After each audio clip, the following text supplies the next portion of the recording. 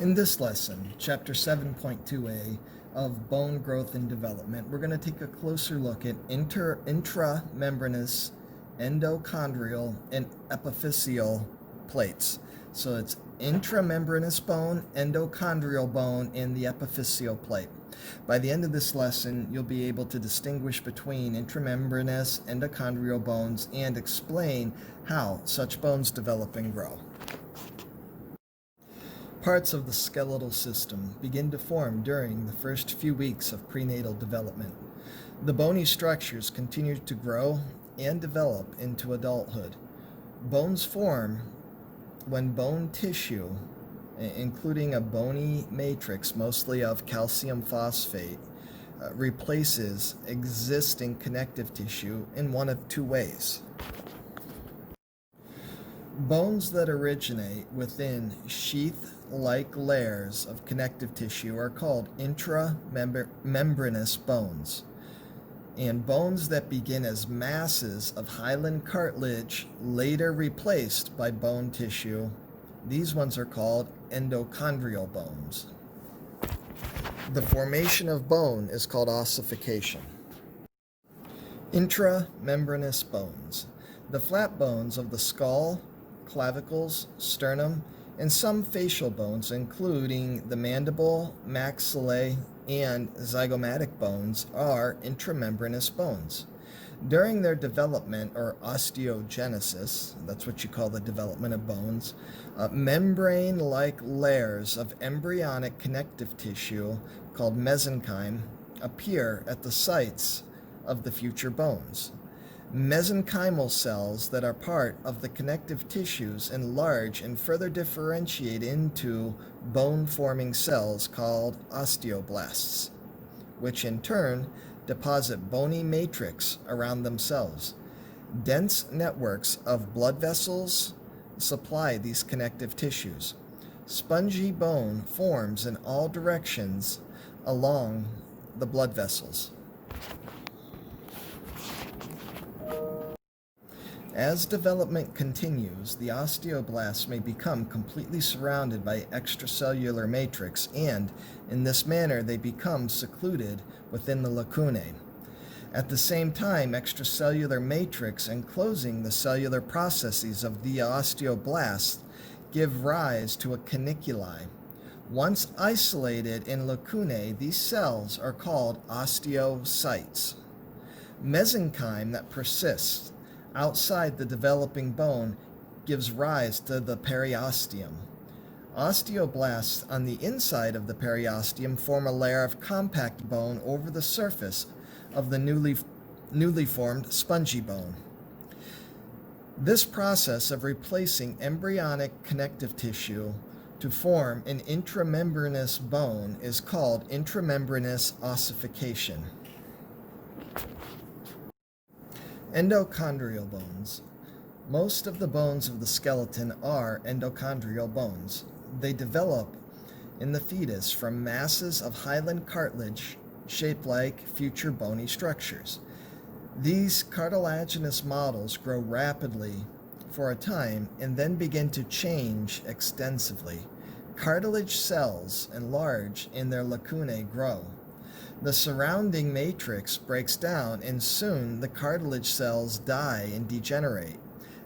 As the cartilage decomposes, a periosteum forms from connective tissue that encircles the developing structure. Blood vessels and partially differentiated connective tissue cells invade the disintegrating cartilage. Some of the invading cells further differentiate into osteoblasts and begin to form spongy bone in the spaces previously housing the cartilage. Once completely surrounded by the bony matrix, osteoblasts are called osteocytes. As ossification continues, osteoblasts beneath the periosteum deposit compact bone around the spongy bone.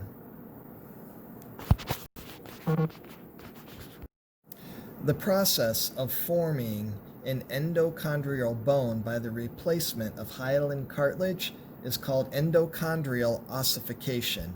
Its major steps are listed and illustrated here. In a long bone, bone tissue begins to replace hyaline cartilage in the center of the diaphysis. This region is called the primary ossification center, and bone develops from it toward the ends of the cartilaginous structure. Meanwhile, osteoblasts from the periosteum deposit compact bone around the primary ossification center. The epiphyses of the developing bone remain cartilaginous and continue to grow. Later, secondary ossification centers appear in the epiphyses, and spongy bone forms in all directions from them. As spongy bone is deposited in the diaphysis and in the epiphysis, a band of cartilage called the epiphyseal plate remains between the two ossification centers. If a child's long bones are still growing, a radiograph will reveal the epiphyseal plates. If an epiphyseal plate is damaged as the result of a fracture before it ossifies, elongation of that bone may prematurely cease, or, if growth continues, it may be uneven.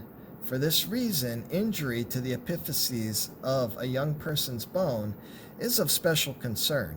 Surgery may be used on an epiphysis to equalize growth of bones developing at very different rates. Take a moment to review this table, as it is a summary of the bone development of the two different types, the intramembranous and the endochondral. Take a look at this and think of these processes in the order that they happen. The growth at the epiphyseal plate. In a long bone, the diaphysis is separated from the epiphysis by an epiphyseal plate. The cartilaginous cells of the epiphyseal plate form 4 layers, each of which may be several cells thick. The first layer, or zone of resting cartilage, is closest to the end of the epiphysis. It is composed of resting cells that do not actively participate in growth. This layer anchors the epiphyseal plate to the bony tissue of the epiphysis. The second layer of the epiphyseal plate, or zone of proliferating cartilage, includes rows of many young cells undergoing mitosis. As new cells appear and as cellular matrix forms around them, the cartilaginous plate thickens. The rows of older cells left behind when the new cells appear, they form the third layer, or the zone of hypertrophic cartilage, enlarging and thickening the epiphyseal plates still more. Consequently, the entire bone lengthens because of this. At the same time, invading osteoblasts, which secrete calcium salts, accumulate in the extracellular matrix adjacent to the oldest cartilage cells. And as the extracellular matrix calcifies, the cartilage cells begin to die. The fourth layer of the epiphyseal plate, or zone of calcified cartilage, is thin. It is composed of dead cartilage cells and calcified extracellular matrix. In time, large multinucleated cells called osteoclasts break down the calcified matrix. These large cells originate from the fusion of single nucleated white blood cells called monocytes. Blood cells, osteoclasts, secrete an acid that dissolves the inorganic component of the calcified matrix, and their lysosomal enzymes digest the organic components. Osteoclasts also phagocytize components of the bony matrix. After osteoclasts remove the extracellular matrix, bone-building osteoblasts invade the region and deposit bone tissue in place of the calcified cartilage. A long bone continues to lengthen while the cartilaginous cells of the epiphyseal epiphyseal plates are active. However, once the ossification centers of the diaphysis and epiphysis meet and the epiphyseal plates ossify, lengthening is no longer possible in that end of the bone. A developing bone thickens as compact bone is deposited on the outside, just beneath the periosteum. As this compact bone forms on the surface, osteoclasts erode other bone tissues on the inside. The resulting space becomes the medullary cavity of the diaphysis, which later fills with marrow.